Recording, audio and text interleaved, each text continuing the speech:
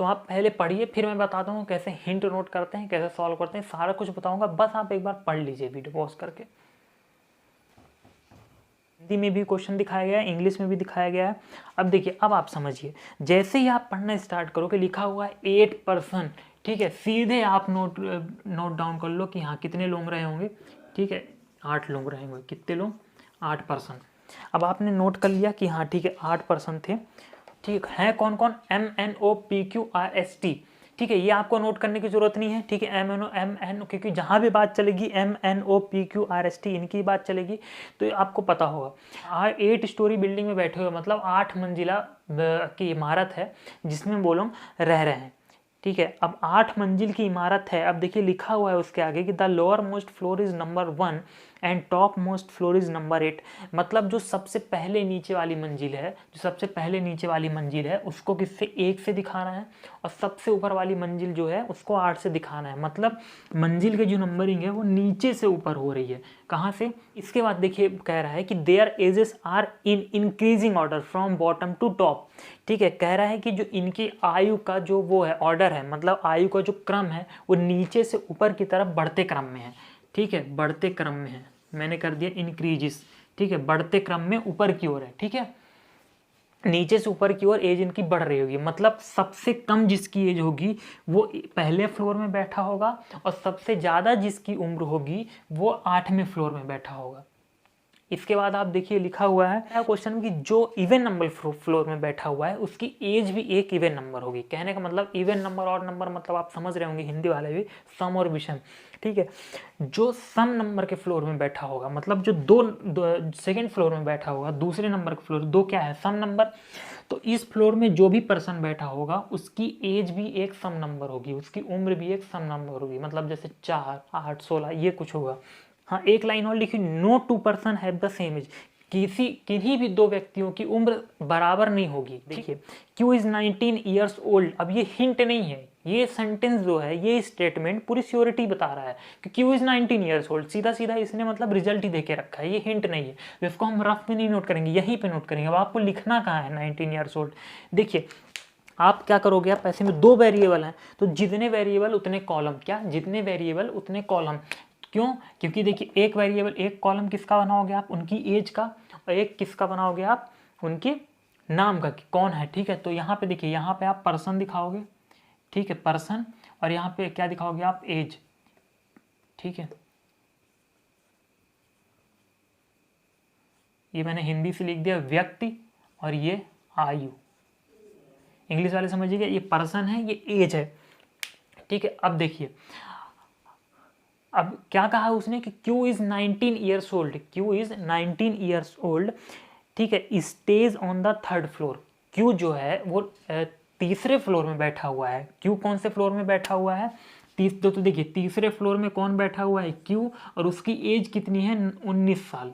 ये चीज clear statement में कहा हुआ है, ये हिंट नहीं है, ये डायरेक्ट क्या है? रिजल्ट। इसलिए इसको हम अपने पजल में नोट करेंगे, जहां पे हम पजल बना रहे हैं वहां पे।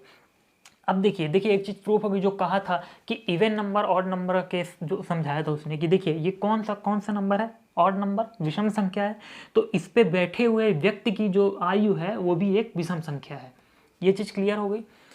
फिर लिखा हुआ है क्वेश्चन में कि 2 person between Q and who 30 year old. मतलब कह रहा है कि Q और उस पर्सन के बीच में दो व्यक्ति बैठे होंगे। क्या कह रहा है? कि Q और उस पर्सन के बीच में दो व्यक्ति बैठे होंगे जिसकी एज कितनी होगी? 30 ईयर ओल्ड। कितनी? 30 ईयर ओल्ड। तो देखिए वो नीचे भी आ सकता है, और वो कहाँ आ सकता है? ऊपर भी आ सकता है। सॉरी 30 होगा यहाँ पे ऊपर। तो देखिए नीचे तो आप बैठाएं, क्योंकि नीचे देखिए क्यों आप दो आदमी यहाँ बैठा दोगे तो तीसरा आदमी आ ही नहीं पाएगा, क्योंकि फ्लोर खत्म हो गया। तो सीधी सी बात है कि आप कहाँ जाओगे? ऊपर। तो 30 कहाँ आएगा? 30 आएगा यहाँ पे 6वें फ्लोर पे। तो देखिए वो स्टेटमेंट सेटिस्फाई हो गया। उसके बाद आगे हम बढ़ेंगे। R is youngest in group. कह रहा है कि आर सबसे छोटा है ग्रुप में, मतलब आर कहाँ होगा? सबसे नीचे, ठीक है। मैंने कहा था ये चीज आपको माइंड में रखनी है कि जो सबसे छोटा होगा वो सबसे नीचे, जो सबसे बड़ा होगा वो सबसे ऊपर। क्यों?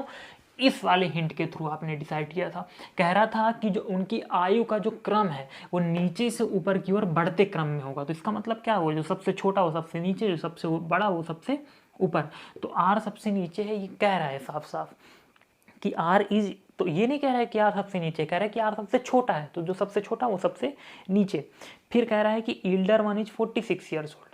फिर कह रहा है कि आर सबसे छोटा है ग्रुप में, और कह रहा है कि जो सबसे बड़ा है वो 46 साल का है। तो जो सबसे बड़ा है वो कितने साल का, 46 साल का, 46 ईयर्स ओल्ड है जो सबसे बड़ा है। जो सबसे बड़ा है वो कहाँ आएगा, सबसे ऊपर आएगा।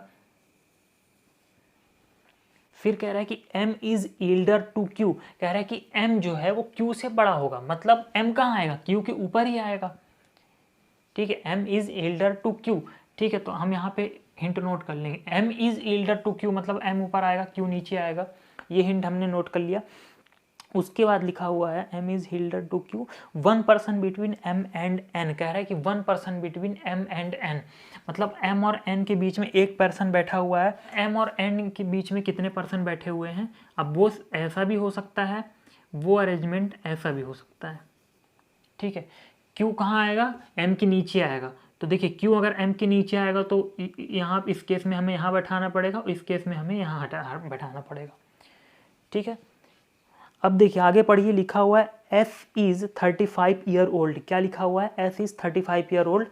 तो s हमें पता नहीं है कहाँ है, लेकिन ये तो पता चल गया ना कि s इज 35 ईयर ओल्ड। तो क्या हम लिखेंगे यहाँ पे, s is 35 year old, s is 35 year old. फिर लिखा हुआ है the difference between m and p is 10। ठीक है, कह रहा है m और p के बीच में 10 का, उनके आयु के का जो डिफरेंस है वो 10 है। मतलब m और आयु के बीच का जो डिफरेंस है वो कितना है, 10। m और n के जो आयु के बीच का डिफरेंस है कितना है, 10। क्लियर। इसके बाद लिखा हुआ है द नंबर ऑफ पीपल, हाँ एक लाइन अभी और है, 2 person are between t and p, 2 person are between t and p, t और p के बीच में कितने, 2 पर्सन बैठे हुए हैं। t और p के बीच में कितने पर्सन बैठे हुए हैं, 2 पर्सन।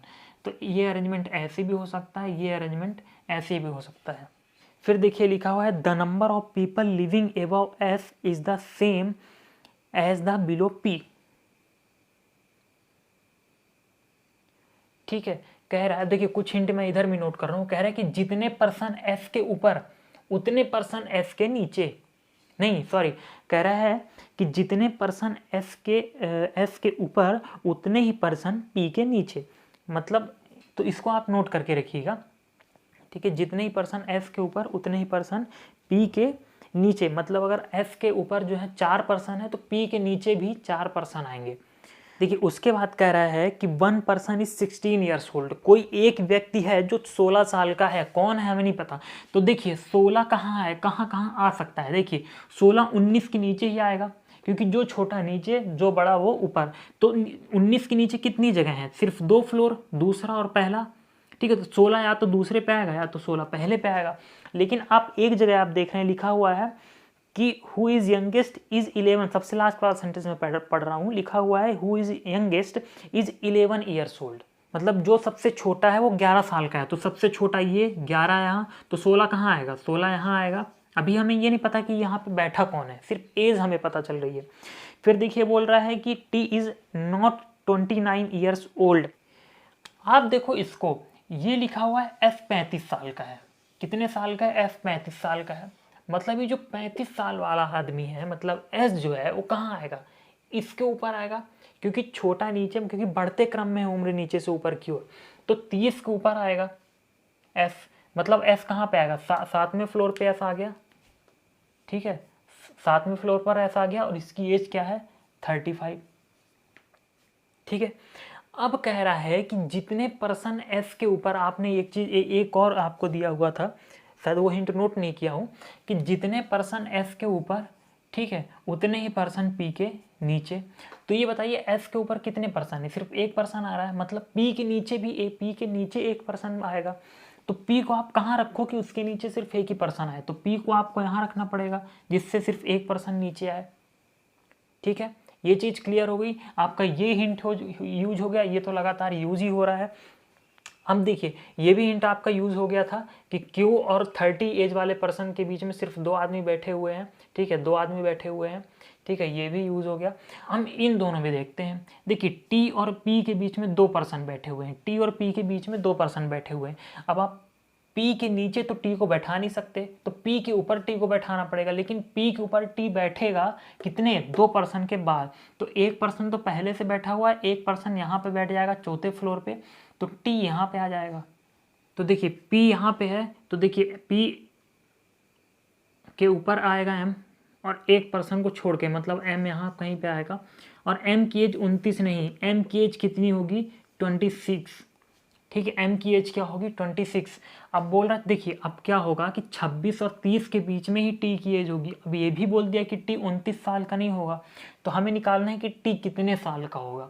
एन के बारे में कुछ लिखा हुआ है, देखिए 1 person between M and N, क्या बोल रहा है, एम और एन के बीच में कोई 1 पर्सन है। तो देखिए एम और एन के बीच में 1 पर्सन अगर करना हो तो एन को यहाँ रखना पड़ेगा। ठीक है, बचा कौन, ओ को यहाँ रख दो। ठीक है, अब देखिए अब एज निकालनी है हमें किसकी, टी की एज निकालनी है। बोल रहा है कि टी की एज 29 साल नहीं होगी, ये भी ध्यान रखना आप। देखो टी की एज क्या होगी, 26 के ऊपर 30 के नीचे, मतलब टी की एज या तो 27 हो, ठीक है, टी की एज या तो 28 हो या तो 29 हो।